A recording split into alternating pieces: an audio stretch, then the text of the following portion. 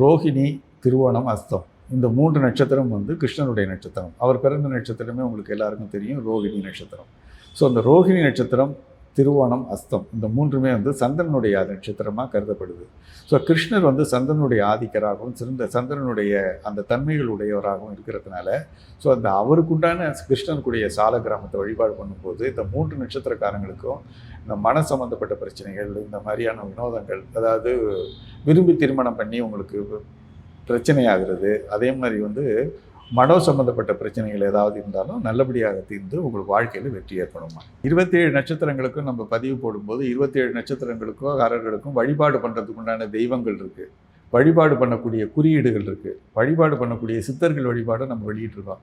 இது முதலாக வந்து சால கிராமத்தை வந்து வழிபாட்டில் வந்து கிரகங்களோடு சம்மந்தப்படுத்தி நட்சத்திரக்காரங்க இந்த சால கிராமம் வந்து பூஜை முறைகள் செய்ய முடியலைன்னாலும் கூட அந்த படத்தை வச்சு வழிபாடு பண்ணணும்னு சொல்லி அந்த படங்களையும் தேர்வு பண்ணி நம்ம அனுப்பியிருக்கிறோம். ஃபஸ்ட்டு